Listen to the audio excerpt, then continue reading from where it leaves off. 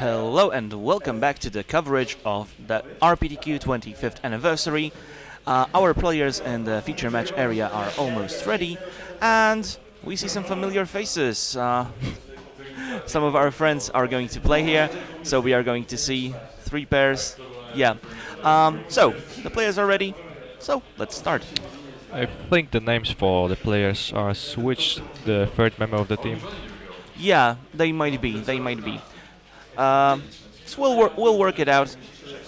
As long as we know who's playing, I think it's right because that's Bartek. So, yeah. Yeah, we see Bartolome playing versus Martin. All right. Seems like Martin is piloting a black deck.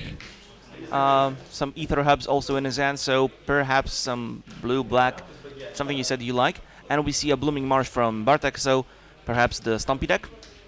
Yeah, that looks like blue-black midrange. On the other side, we see Bartolome leading with blooming marsh, as you say, into Servant of the Conduit, which is an opening that could suggest actually both the Stumpy deck or the green-black snake deck. More likely to be a green-black snake deck. Yeah, of course, of course. So, Champion of Wits hitting the battlefield for Marcin. So, he's going to draw 2 and discard 2, improving the quality of his hand, which is a bit land heavy at the moment, discarding 2 ether hubs and passing the turn. Yeah, I think this matchup overall will favor Marcin in the long run, especially given that the opening turns weren't very robust for either player. And I think Martin will have advantage if the games go long with a pile of removal and torrential gearhacks to deal with Bartolome threats. Okay, Ravenous Chupacabra making the first appearance today, and I see some interesting card choices in Marcin's hand. So, there definitely is a Sailor of Means, which was an all-star in Ixalan Limited. Allowing you to splash for basically everything. And also, yeah, Kite Self Rebooter. Okay. Yeah, Sailor of Means is not really a common choice in those decks. It is somewhat understandable as a quite formidable wall against red decks and a card that can ramp you towards your Torrential Gearhulks, Champion of Wits Eternalize ability, or Scrap God activations. It seems like Marcin just used the Treasure to power up a Kitesail Freebooter immediately, though. Exactly. So those stats, that 1 and 4, the ability to block Goblin Chain Whirler, do you think that was a factor when choosing this card for this particular deck? I believe it had to be. Okay. So, swinging in. I don't really like this attack. It doesn't accomplish much. I mean, this 2 damage is kind of free. He's not gonna block with Kitesail Freebooter. Yeah, of course not. Alright, Jade Light Ranger, double Explore card, revealing a Blooming Marsh which will land in Bartek's hand, and also a Walking Ballista. Walking Ballista has lost its value a little bit in this format, right? In some ways, that is true. People are so scared of playing multiple 1 toughness creatures that Walking Ballista certainly has a slightly harder time picking off creatures, but you will still find some use for it, and in the green-black snake deck, it's like the most powerful shell for Walking Ballista, so it's obviously great here. Yesterday during the LCQ we saw a player with an uncontested Walking Ballista and a snake, the Constrictor, on the battlefield, and the Ballista just ramped up to 8 or 9 counters in no time. So, yeah, of course, that's a combination that's usually gonna win games. yeah, it's difficult to lose when you are in that spot. All right, the board is getting gummed up a little bit. So, what do the players want to accomplish when it comes to actually winning the matchup? It seems like a way for Bartolome would be to find a card like a Verdurous Gearhulk to maybe push through, make his Walking Ballista humongous while it's still possible to do. Because as I said before, I believe that the longer the games go, it favors Marcin. Because as you see, Marcin already has double Champion of Wits in his graveyard. Once he hits that 7th land, he's gonna start eternalizing them for humongous value. And there is a Torrential Gearhulk in his hand as well, so all those instants that he had already used, well, not many of them. Yeah, there is a cast down There that is he a has cast access down, to, yeah. which is a perfectly viable option. Of course, it's entirely reasonable.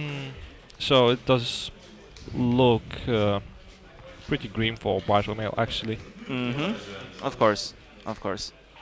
Martin reminding Bartłomiej that he cannot put mana dorks together with his lands. That's the new rule. For coverage. For coverage, yes, exactly. Okay, so swinging in with Walking Ballista and Chupacabra. And that's going to prompt Marcin to fire off this Gearhulk. Yeah, Martin firing off the Torrential Gearhulk, getting a free block, killing what I assume is Walking Ballista. It's kind of unfortunate how it actually plays out, because targeting Walking Ballista now allows Bartłomiej to kill Kitesail Freebooter, get back Fatal Push, get Revolt, kill. Now it's still great for Marcin. Marcin still gets to eat Ravenous Chupacabra. And as you've seen, Bartłomiej suggests that he doesn't have much to do with his mana, just activating Walking Ballista for 4 mana to essentially deal 1 point of damage. Yes, and get that Fatal Push, which at this point in the game is not really going to accomplish much. Yeah, there's a window to kill Siler of Means because the Revolt is on, although it's not really all that meaningful. Yeah, and there is that 7th land for Marcin, so he's going to get to eternalize the Champion of Wits in his graveyard, getting a lot of cards.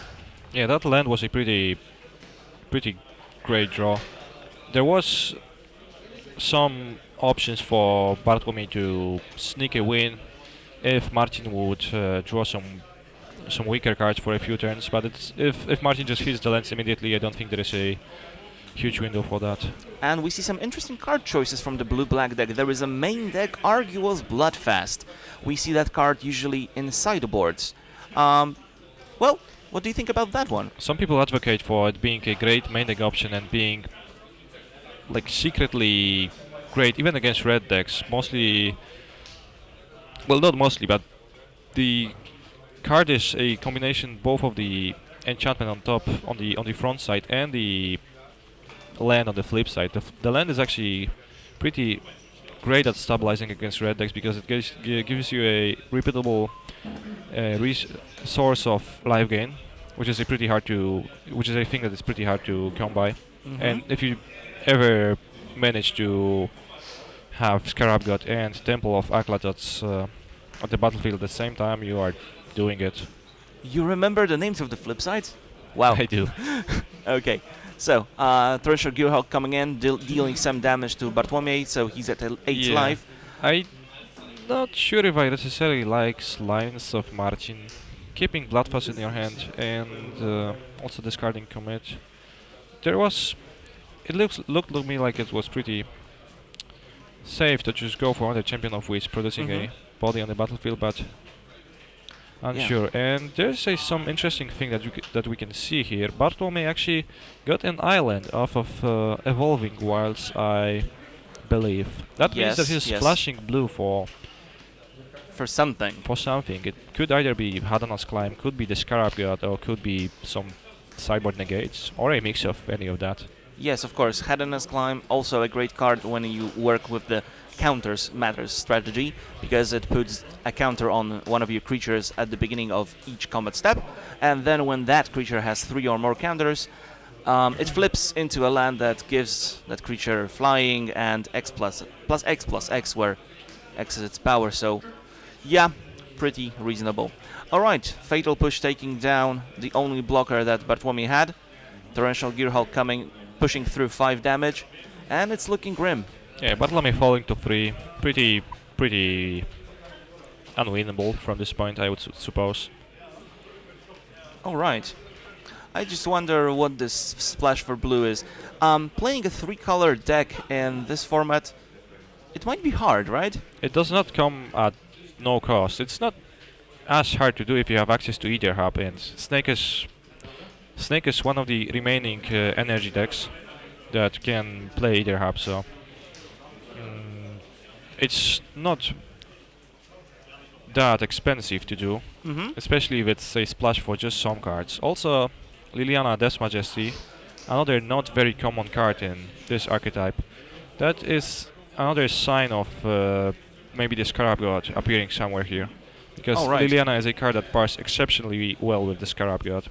Of course, filling in the graveyard, giving targets to the Scarab God. Yeah, and giving you the access to the powerful line of just playing Liliana -3 on my Scarab God, and then then I have two great threats that you have to deal with. Of course, of course. And we see Liliana hitting the battlefield, recovering, recovering some of those, recovering the Chupacabra, which was able to take down the Teresian Gearhawk. So, Bartłomiej, even though it was looking grim for him, he's putting up a fight.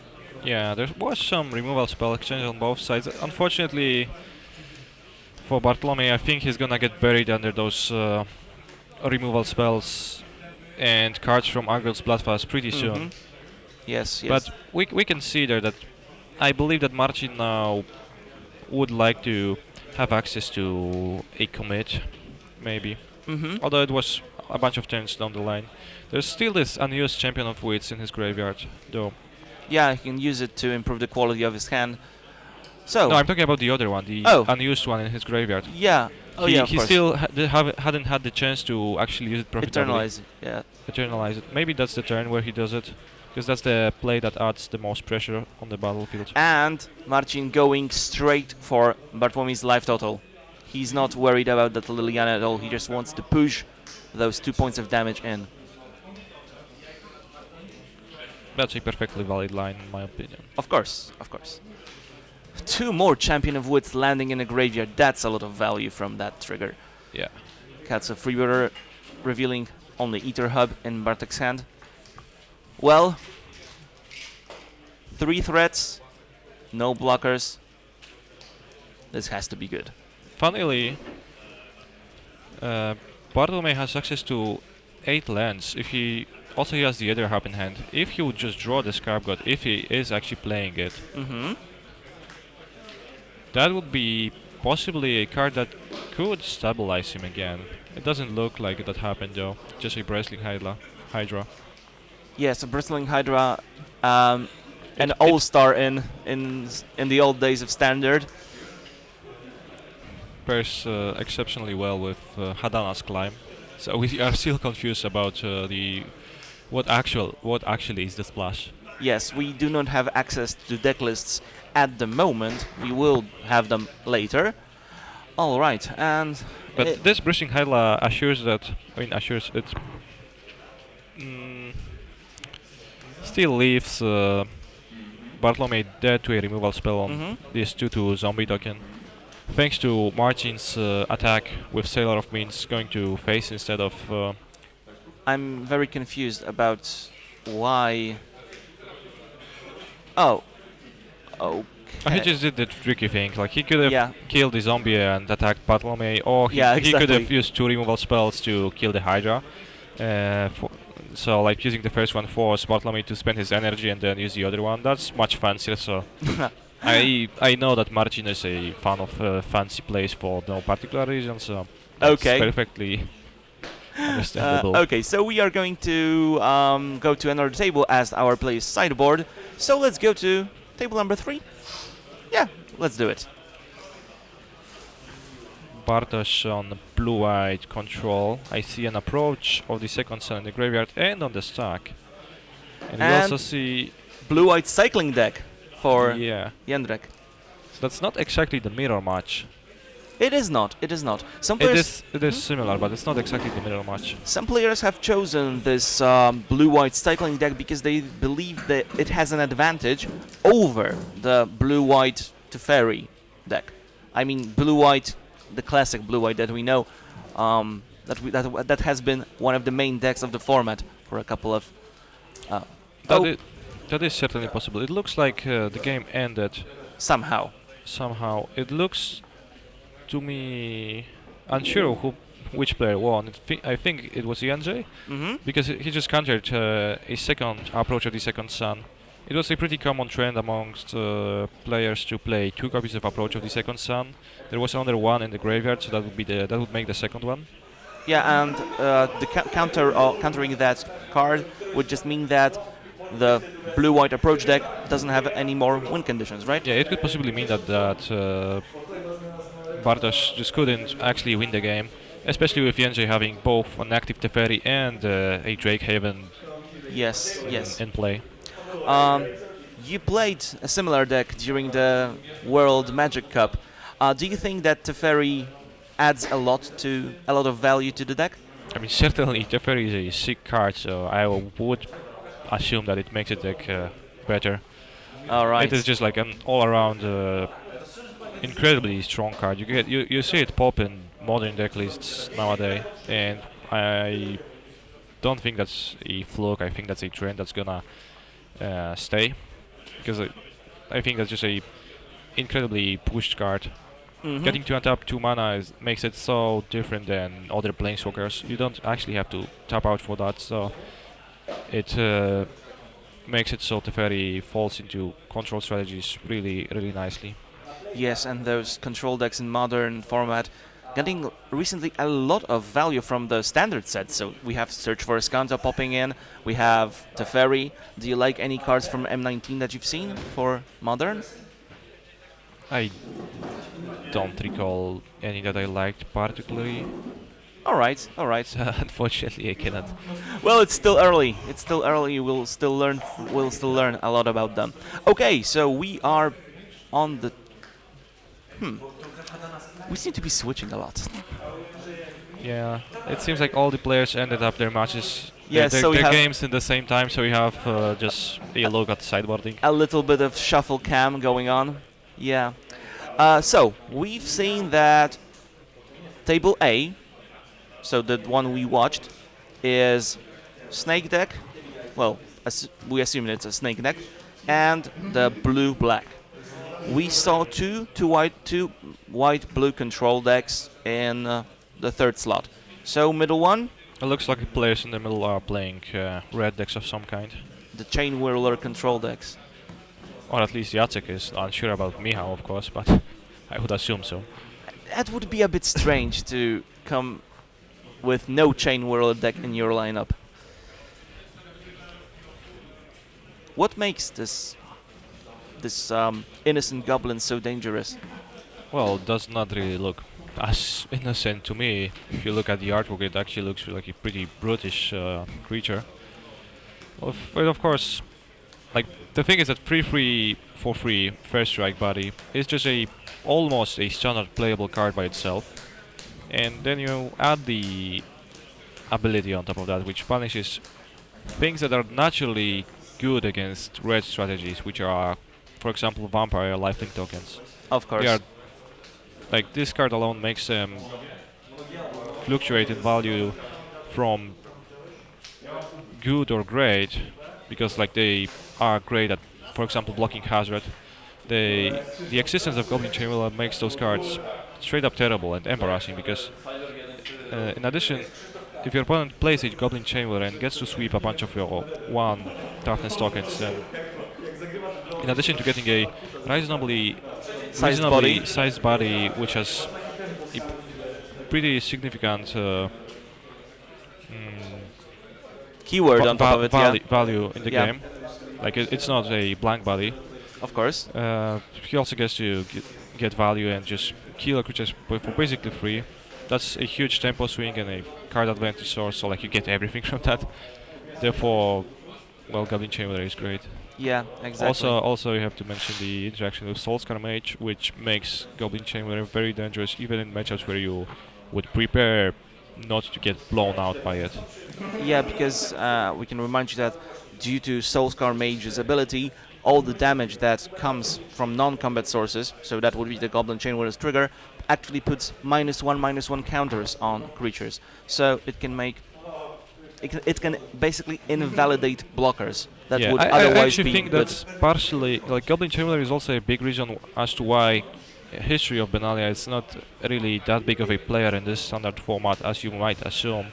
It was hyped as being a powerful mythic that's gonna see a lot of play, but Goblin Chamberlain is, in combination with Soulscar Mage, is great at punishing two night tokens, making them just 1/1s, which are not all that threatening. And course. in addition to that, Goblin Chainwhirler is a awesome blocker for the final chapter of Histories of Benalia trigger. Yeah, because those 4-3s cannot really get pushed through a 3-3 with first strike. Exactly. We see a very similar start to last game, so Servant of the Conduit for Bartłomiej. Let's see if he can ramp up to something big. What do we have for going for Marcin? Not much, but we see a Scarab God actually. Marcin seems to have a handful of removal spells. We can see, we could possibly see a Scarab God being powered out on turn 4 with Sailor of Means this game, although it doesn't... No, Marcin actually has 4 lands. Alright. Although... This opening. Yeah, Bartłomiej has a pretty threatening opening. Marcin gets certainly slightly punished for not having a 1 or 2 mana piece of interaction. Instant speed interaction. Yeah, preferably. On the draw. So Bartłomiej got to assemble a snake and a 2/2 walking ballista on turn 3, which is a pretty... There is an essence extraction though for Marcin, so we can remove the value engine that the Constrictor is. Stymie the bleeding. A little bit, at depending on how much how much of a follow-up Bartłomiej has. So swing for 2, just from the walking ballista, implicating that there is some 4-mana play coming up. And that's Bristling Hydra with everyone's favorite keyword Hexproof. It's gonna be hard to deal with for Marcin's decks, which is chock full of removal spells. We see that he drew a Doomfall, although Doomfall often can work as a good answer to Bristling Hydra. Well, not in this spot, because Bartłomiej would just exile his Servant of the Conduit, I assume. So we see Doomfall actually being played, but with the second mode. And there was a Scarab God, and Marcin managed to strip that one. That was a significant yes, because Doomfall actually exiles the card, so that Scarab God is not coming back.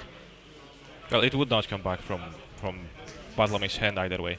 Yeah, it would not come back, but we actually learned what Bartłomiej's splash was for. It was indeed for the Scarab God, which is probably really good for Bartłomiej in this matchup, especially as we see Marcin sideboarding and cards like Essence Extraction, seemingly assuming that he has advantage in the game going long. He might get punished slightly by taking this position by cards like Scarab God from Bartłomiej's side, because, well, Scarab God can match a Scarab God, of course. Alright. So now a Scarab God of his own staring down a pretty intimidating board. Yeah, this is a pretty giant blowout. It is possibly unrecoverable for Marcin. It might be even lethal. 4, 5, 6, 7, 8, 9, 10, 11, 12, 13. Yeah, that's lethal. That's over 1. He chooses to pump his Hydra. Yep, and he does exactly that. Ballista. And a very quick game too, so Bartłomiej evens up things with Marcin. Let's see if other matches have concluded. Yeah, you could have seen that this game Bartłomiej just spiraled out of control with this early Constrictor into walking ballista play, leaving Marcin with too much of a tempo disadvantage to fight off. Marcin would need to play Scarab God on empty or near empty battlefield to stabilize.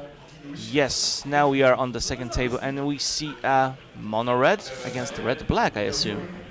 Yeah, mono mountains on Michal's side, one Dragon School Summit on Jacek's side. All mismatched mountains just for the maximum tilt value. Okay, we see a resolved Hazoret, a Goblin Chain Whirler. Both players' life totals are 20, which is... It's a bit high for this matchup. It's also probably not correct, because there's a Goblin Chain Whirler on the battlefield, so it would have to be like 19 at least. Yeah. Okay. So we see Soulscar Mage and an Earthshaking Cataract joining in the fray. Michał emptying his hand for as he wants to attack with Hazoret. Yeah, Michał of course has just a tremendous advantage. If we would have advantage bar on our stream, it would be firmly in Michał's favor. He's just attacking for 10 damage, which is half of Jacek's life total. Jacek's hand is a land, Spire of Industry, and cut to ribbons, Which if I am not mistaken. you're not. Which is not gonna really help. Goblin Chamber is a decentish draw, but there's nothing really that could It stop doesn't- this Hazoret. Mhm. Jacek would need to draw a Soulscar Mage, play cut, kill Hazoret with -1/-1 counters. Then Michał would need to not have much going on, And that's a and- lot to ask. and that's a lot of us, and that still would be pretty grim for Jacek. So we could see the match going to Michał in just a minute. Yeah, exactly. So this Chain Whirler will take down the Earthshaker Kenra. It will stop the Goblin Chain Whirler, but Hazoret is pretty much uncontested, and that's a big Yes. problem. Oh, so Cut taking down the. Yeah, finding a useful card. Mm-hmm. All right, all right. What one card Jacek could play and could possibly draw to get out of this is actually Hour of Glory. Hour of Glory. If he plays that, that's a card that could exile Hazoret and even maybe get rid of Michal's subsequent Hazoret if he has one in hand. Yes, exactly, because it's usually not the first one that gets you, it's the second one. Because you find the answer to the first Hazoret, but getting pummeled by the second one is just obnoxious. Michał choosing to play his 5th land over discarding it to Hazoret, the reason being Earthshaker Kenra being put Mhm. into his graveyard. Yes, Earthshaking Canara also has this Eternalize ability that that allows it to come back and even stronger than it is on the second turn. Yeah, that's a pretty big threat in those red mirrors. Being able to eternalize a 4/4 haste creature that makes something unable to block usually means that you really cannot stabilize at low life totals. And Jacek drawing a Scrapky Scrounger, well, it cannot block, so Yeah, it's It won't. it's pretty bad at blocking. And let's see what the follow-up for Michał is, because the players are already the score is 0-1 in favor of Michał, so we could see the first match going towards yeah, the team on the Michał right. is very likely gonna just discard a card on top, Mhm. attack with Hazoret and Soulscar Mage. Discard the card again. Yes. Unless he's holding a land, then he can keep it. So we see an activation, another Hazoret. Yeah, that's a that's a good play. That's just a good play. Like you could maybe think that holding the second Hazard is tempting, Mm-hmm. but the only card that Jacek could actually have is Hour of Glory, so the Yeah. second Hazard actually does not help you at all. Okay, so we see the handshake. So the first set of matches goes towards the team on the right. And let's go back to our first table. So our Sultai versus Blue-Black matchup. All right. The game is already pretty firmly going. It seems like Martin has a handful of action, no lands. He has Argos Bloodfast that will allow him to draw into those extra lands given time, but Bristling Hydra might not give him a lot of that. Of course, of course. You see Bartolome just pumping Hydra to 5 power to put more pressure and puts And in there the is a next one. second one. They are like rhinos, they come in packs. I believe Martin would love to see a land off the top to play his scrap, but unfortunately that does not work right now. Doomfall would actually accomplish a lot on this board. Doomfall would also be a great draw. Unfortunately, Martin is left between a rock and a hard place. Those Hydras having 9 power leave him almost dead. If he activates Argus Bloodfast, he goes to 9. Therefore, if he just lets one Hydra, if he lets both Hydras unblocked, then he's gonna die to that. Snake and Bartolome's hand also possibly making those Hydras even bigger. Even bigger, yes, as if they were not a problem already. But there is a way, possibly, for Marcin. How can he come back from that? From this? Playing a Scarab God with Temple of Aklatots, if he manages to flip that, that is gonna put some work. Unfortunately, It's possible that he might be forced to just block with his Scarab God, which is not a position that you want to be in. You want to untap with it to start getting value from that. Winding Constrictor joining the board for Bartłomiej. Servant of the Conduit as a follow-up, generating even more energy, giving him more options to pump the Hydras. What is the card exiled under the untapped Kitesail Freebooter? Is that under Vraska's Contempt? Yeah, it is. That's really bad then, because Martin needs to champ at least one Bristling Hydra regardless of what happens. Bartłomiej is gonna have 10 energy. He can pump his Hydras for 2 counters with Snake on the battlefield. So one needs to get champed, therefore giving Bartłomiej's access to Vraska's Contempt, which could deal with the Scarab God that is like the Only route to victory. Yeah, the only route to, even if unlikely, only route to victory that I can see. Well, maybe not even victory. Only route to stabilize at least. Of course. Because the damage is already done. We've seen Martin not cast his removal spell end of turn on any of Bartłomiej's creature. We also see Martin Not drawing. not transform Argus Bloodfast. It's going here. I think he cannot transform. I think the life totals are okay.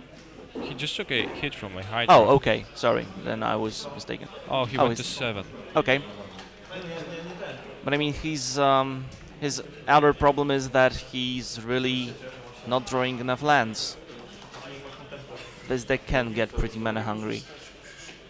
Yeah. This deck uses Champion of Weeds to filter draws because it needs to make those land drops. It also needs to draw like a relevant amount of interaction to stay alive, and then drop a Scarab God or Torrential Gearhog and start winning the game. Argus Bloodfast not shining in this matchup. No, not really. Bartłomiej's deck can put out a formidable, hard to deal with block with those Winding Constrictors, Bristling Hydras. Alright, so we see an Essence extraction, so deal 3, gain 3, targeting the Winding Constrictor. We'll see if Bartłomiej has anything to say about that. He just lets it resolve. I think Marcin knew Bartłomiej's hand and knew that there was nothing that could stop that, unless I'm mistaken. Oh yeah, because there was a Kitesail Freebooter. Exactly. But that also means that Marcin knew that there is a Vraska's Contempt in Bartłomiej's hand. And possibly knew that there is no coming back from that. Yeah, so that we see that Kitesail Freebooter being dealt with. Getting access to another Vraska's Contempt and just attacking for way over lethal. For lethal, yes. So we see actually Bartłomiej squaring things up for his team, because the middle match went to Michał, so the right team. Yeah, Bristling Hydra is a great card against this blue-black midrange. It's a great way to punish a deck chock full of removal spells. So everything not that common of an option nowadays in black-green decks, but it does not surprise me as much that Bartłomiej managed to squeeze 2 wins in this match if he uses Bristling Hydras. So everything comes down to our last table, the blue-white mirror. Let's see who emerges victorious here. Life totals, I'm not really surprised. They are way over 20. 20 to 21. 20 That's 21, because those barrels make good job of blocking each other. Barrels, that's something you don't see in standard very often. What do they accomplish here? Well, that's a sideboard option for specifically mainly control mirrors, where you can make your interaction draw spells and just like every spells cost less. That gives you like mana advantage is huge in mirror matches and control mirror matches, so no wonder that the players chose to win that route. It seems like Jędrzej is also putting a clock on Bartosz with 2 Drake tokens. You see those pretty funny tokens which represent actual rubber Drake, the musician. Oh, like that. That's right. Yeah, okay. yeah, it's like that. That's the joke, because they are Drakes and that's Drake. Okay. That's the joke that I did not get. Okay. All right. So Yenji went for end of turn exile Ascanta the Sunken Ruin, which is a card that is great at cementing the advantage of one player. So that's a pretty good move for Yenji, definitely. Mm-hmm. Of course.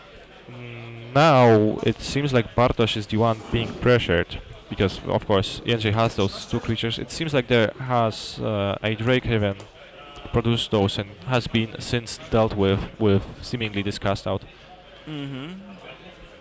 Oh yeah, because all this time you were talking, I was wondering where did the Drakehaven go, and cast out one of the few ways that you can deal with it.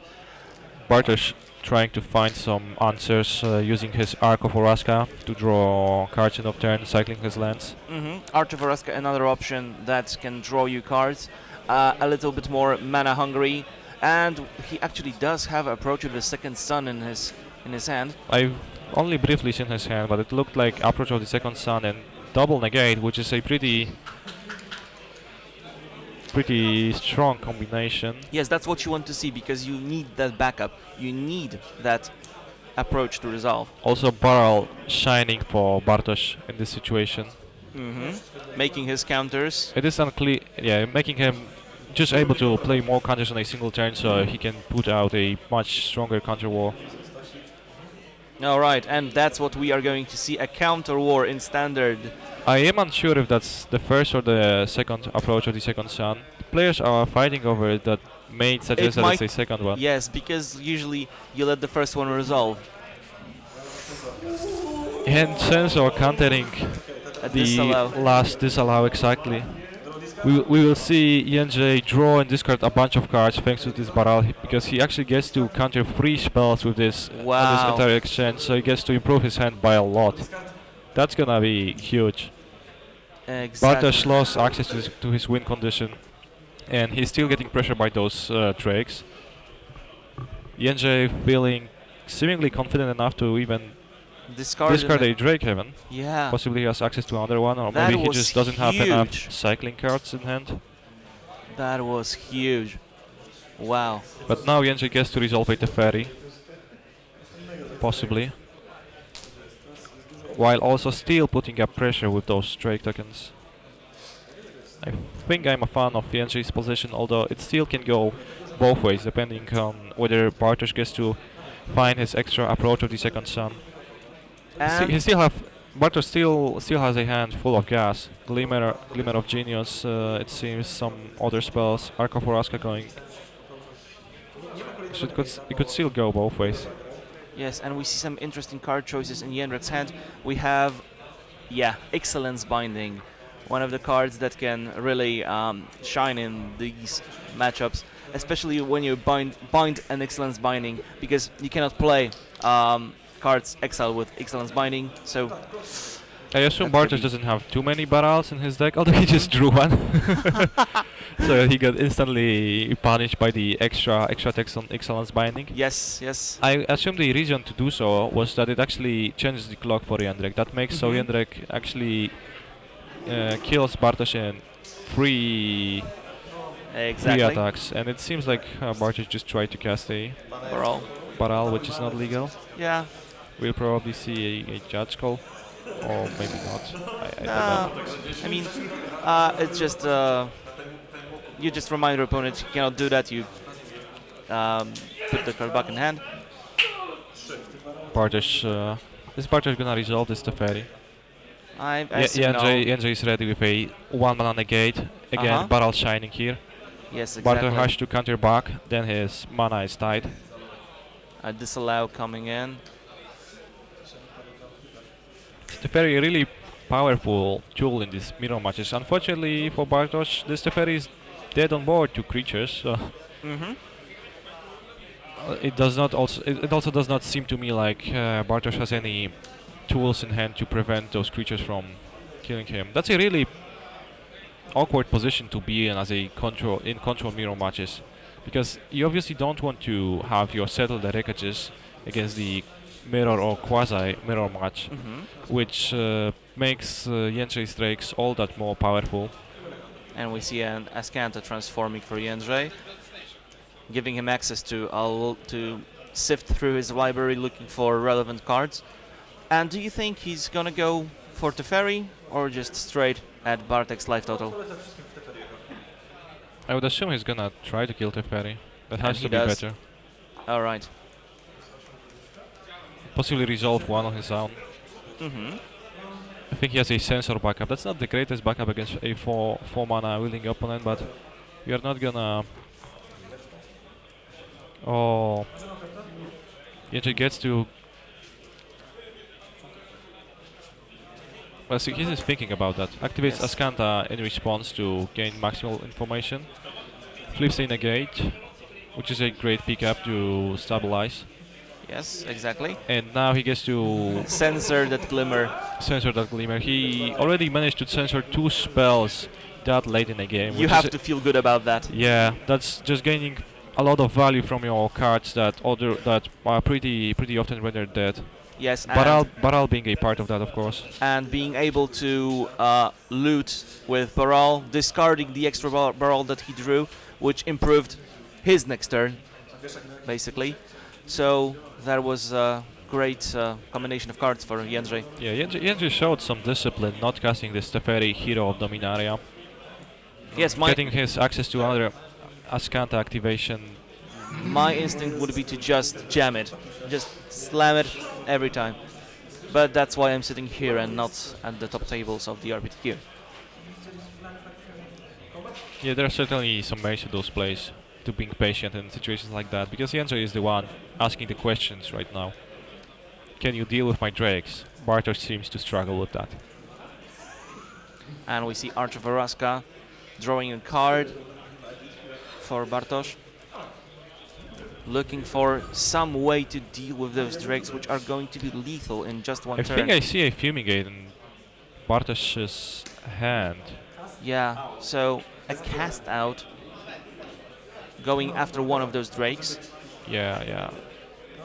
Presumably trying to bait out a negate, but Jędrzej is not gonna fall for that, I would assume. It's just a drake, so the clock is still in here, although it's slower. Now he resolves the Teferi. He gets to draw a card, untap 2 lands.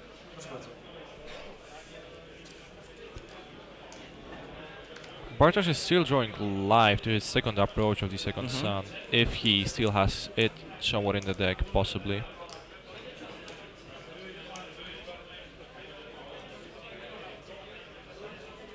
Although now with a Fumigate in hand against 2 creatures in the Teferi, like that's not the position that you really would love to be in.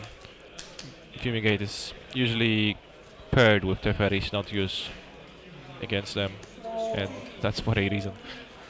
Drake Haven pickup for Jędrzej. So his engine, that generates a lot of value. Yeah, now Jędrzej is just getting a spiraling advantage every single turn. When we started commenting on this match, Jędrzej was short on blue mana and was in a slightly uncomfortable position. It seems like he managed to get out of that, and he's just Yes, burying Bartosz.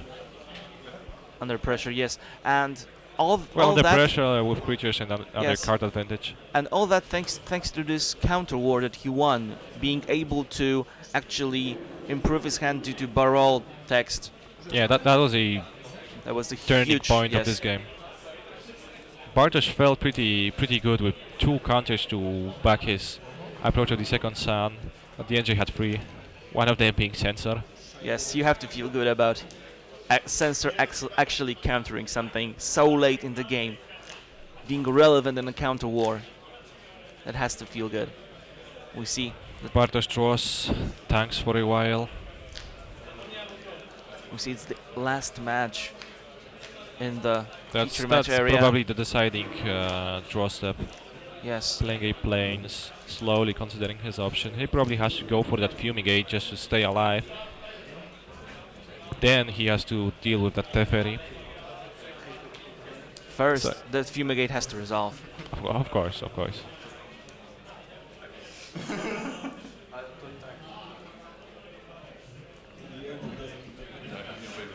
A Torrential Gearhawk as a draw doesn't pair up that well with Fumigate if you want to use it to protect really. you from counter spells, because Not you really. you end up fumigating your own torrential Gearhulk away. But that's something that he might have to do anyway. So, Jędrzej still has that negate that he found with Askanta a bunch of turns ago. He might try to fight over this Fumigate, he might just try to let it go. Both approaches are, I guess, valid, but Jędrzej finding another a cast out over another sensor. It's pretty hard to expect sensor to do much with Bartosz having 7 adapt cards in this spot.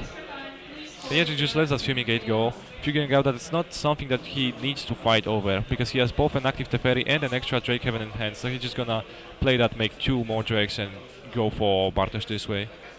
I think I like that. forsake the worldly, going after the cast out to get back that Drake Haven, which has been exiled under cast out since we came. I think to watch this. we see a mistake again, because Jędrzej just bet 2 mana. Possibly thinking that the Baral is still on the battlefield. Oh yeah. You see him fixing this mistake, yeah. Because the Baral was already dead, so Yes. Playing, he need playing to with Baral so long that you just he assume. just got used to his Yes. spells being extremely cheap, so Bartosz gets to fight back with Torrential Gearhulk and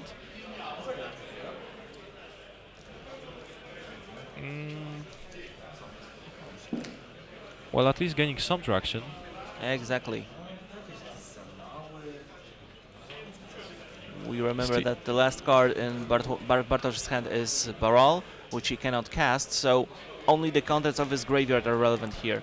What And- do you and like? You could see that actually, if Jędrzej would choose to forsake the worldly decast out with Drake Heaven in response to Fumigate, that would work out really badly for Bartosz. So because of this slight, Misstep? maybe misstep, but also not necessarily, Bartosz still had like 7 mana open, so you don't want to tap out. You don't want to die to approach the second sun, right? Alright. Oh, and we see Bartosz going for Glimmer of Genius, figuring Instead of, out that this is the way he needs to win this game. But what's the exact combination he's looking for? I don't think there is one, actually. Yeah. So maybe that's not a way to win. What did he find? I guess there was a Teferi. That Yeah, he there was a specif- Teferi and he cried a card to the bottom. I didn't Okay. see what he exactly drew. Is that a Scarab? Is that an Excellence Binding, perhaps? It's probably not Scarab God, because we Yeah. don't see any black lands in such a long game. But yeah, Jędrzej got his Drake Haven. That's gonna draw another. I think it's Excellence Binding. Or Scavenger Grounds? I think it's a Scavenger Ground. The land that exiles the graveyard contents. I don't really know. We'll see in a second. Oh, and there is the sarcophagus for Jędrzej. That's an Yeah. interesting card. That's like that. There's too much for Bartosz. Although this is a possible window for him to spike a win with a approach of the second sun and a counter spell if he would have access to that. Unfortunately for him, he does not. Because Jędrzej partially tapped out, you see 5 tapped planes. That's a lot of tapped planes to pass a turn with.